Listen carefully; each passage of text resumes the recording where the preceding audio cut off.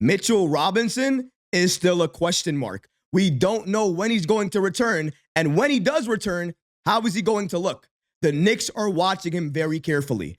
If they believe he will not look like the same player when he eventually returns, then they will make a move. They will trade him and try to get another player on this team. Now, there are a number of players that the Knicks have been linked to since the offseason and really during the season. But one NBA insider with The Athletic has been pushing a ridiculous move, a trade for the Knicks to go after Detroit Pistons center, Isaiah Stewart. And it's ridiculous, like I said before. This trade for Isaiah Stewart is a 3-team trade. That's right. 3 teams have to get involved in order for the Knicks to pull off this miraculous deal to get Stewart on this roster. Now, the reason that James Edwards from The Athletic has continuously pushed this deal for New York is because he understands the Knicks' weakness, what they need right now, and also how good Stewart is. Right now, if you look at the Knicks roster,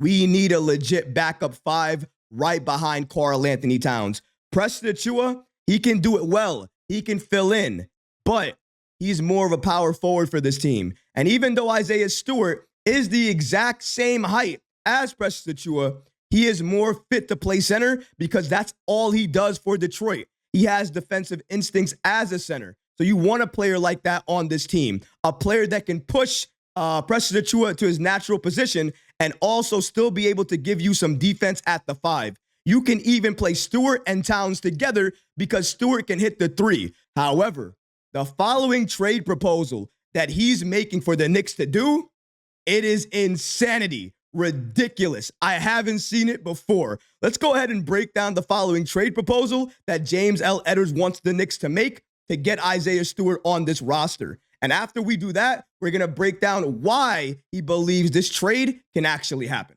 Shout out to The Athletic's James L. Edwards for giving us the following information. According to him, the Detroit Pistons and Chicago Bulls helped the Knicks pull off a 3-team trade. In this situation, the Knicks would receive Isaiah Stewart and Torrey Craig.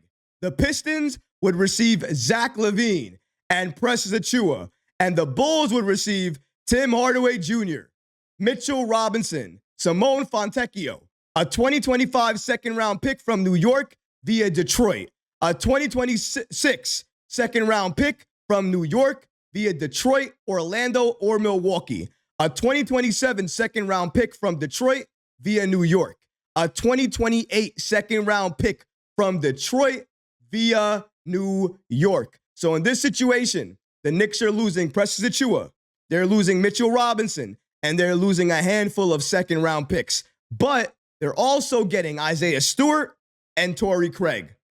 This trade here, and while I can understand it, while I know Isaiah Stewart does fit this team, yes, we need more size on this roster, availability on this team, getting somebody that can help this roster at the highest levels. I wouldn't mind doing this trade if I knew that Precious Achiuwa was not going to re-sign with this roster. If I knew the Knicks were not planning to bring him back. If those things were true, I wouldn't mind the Knicks making this trade because we have to remember, Precious Achiuwa waived his no-trade clause. The Knicks did that for a reason.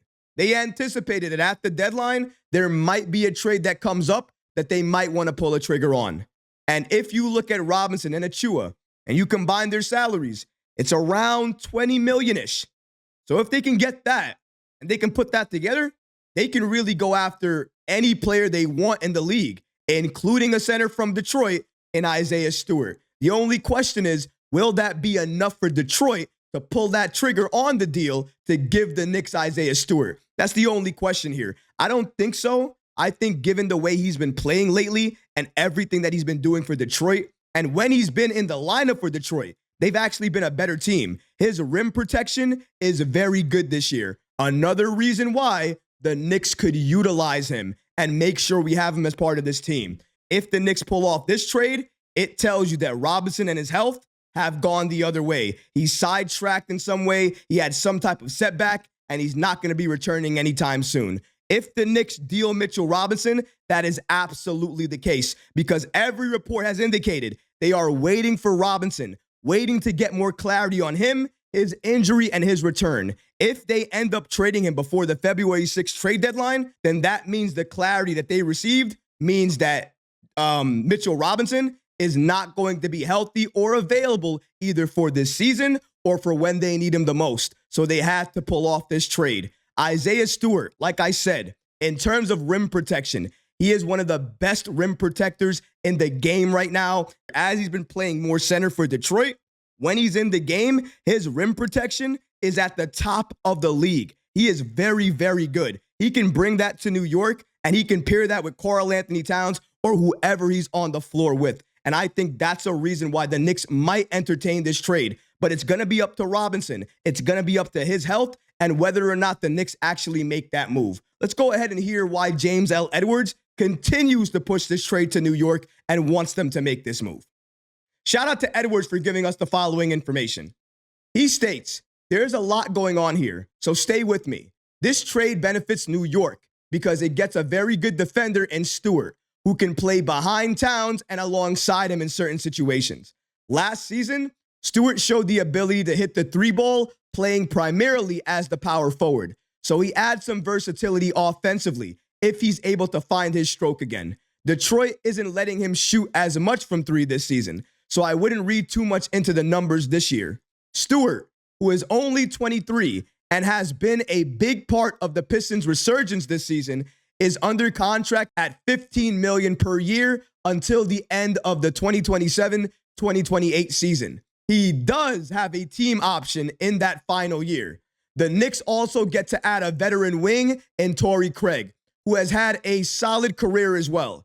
New York is getting little production currently from any of its backup wings. Lastly, the Knicks would shed more than $5 million from their payroll in this deal. The reason he's saying that is because Isaiah Stewart makes $15 million. And if you trade away Mitchell Robinson and Precious Achiuwa, that's around $20 million. So they would save $5 million on their cap space there. And since they're only getting Craig and Stewart back, they'll still have access to that 15th roster spot. So eventually, if they want and they want to go out and get another player, they can still do that. And they'll have the money to add that player to this team as quickly as possible. So that would mean a TJ Warren, a Chuma, or maybe even a Moses Brown. They can go quickly to that, or they can go to the buyout market and get somebody there as well too. There are multiple ways the Knicks can actually handle this. I agree with Edwards to an extent that it does make sense for New York to make this move, just given what Stewart could offer to this team if he's healthy, available, and active for this roster, which, by the way, he would be. It's no knock to Mitchell Robinson. It's just availability at this point. He's not available. The Precious move hurts a little bit, I'm not going to lie, because Achiuwa off the bench for New York, he has been a force. So good, so impactful, great on defense. He understands Tom Thibodeau and the way he wants to play as well, too. He's also a native New Yorker. I don't want to get rid of players who want to play for the Knicks and also have roots in New York. So it really pains me. It hurts me to say this, but I would really make this trade if I'm the Knicks, because you get a player back in Isaiah Stewart who really is going to help you in your playoff push moving forward, especially if you believe that Mitchell Robinson will not return. We only don't have James L. Edwards here giving us his take. He also interviewed a number of different insiders for those teams, and we also got the following information from those insiders. Let's break down what they had to say about this trade. Shout out to Darnell Mayberry, a Bulls beat writer, who said the following: if the Bulls' goal is to rebuild, the framework of this trade makes sense. The Bulls get to begin life after LaVine and will have successfully traded his contract without having to attach additional assets. Robinson would give the Bulls a sorely needed athletic big who can block shots and finish lobs. But the Bulls have displayed little interest in second-round picks. It would be atypical of them to value 4 second-round selections, and that might be the sticking point in this scenario. But that doesn't mean it's one that the Bulls shouldn't consider. So clearly here, this insider believes that the Bulls would consider it, but ultimately, they wouldn't do it because it consists of too many second-round picks. And if they're going to accept a package like that and make a trade for Zach, they're going to need some first-round compensation back. And it doesn't look like they're getting anything like that here. But maybe you consider it because, like that insider stated, you're not attaching any assets either to get off of LaVine. So that's another thing we have to talk about there. We didn't stop there as well, too. We also have more information from another NBA insider with Detroit, who also gave his breakdown and his updates about if Detroit would pull off this trade as well, too. Hunter Patterson, a Pistons beat writer, said the following: "My first thought would be that the Pistons are playing so well right now. I'd be hesitant to break this group up at all. But LaVine, even though he will enter next season at 30, could be a lethal running mate next to Cunningham. LaVine would be a secondary ball handler who could create his own shot. Plus, he's coexisted with another ball-dominant star in DeMar DeRozan. Lastly, Stewart would arguably be the biggest loss here." Notice what he said. Stewart would be the biggest loss in this trade. Why is he saying that? Because Stewart's not a good player? Because Stewart doesn't deserve the contract that he has? Because he doesn't play defense well? No, it's the opposite. It's because when he's on the floor, the Pistons are a better team. In almost every way, they're a better team. And if they allowed him to shoot threes, they would be a deadlier team, a deeper team, a team that can stretch you out even more. Outside of Cunningham, he's the longest tenured Pistons player, and his grit is the key to this group. I worry about breaking up those close bonds. In trading Stewart, and I don't think Achiuwa would match Stewart's defensive production.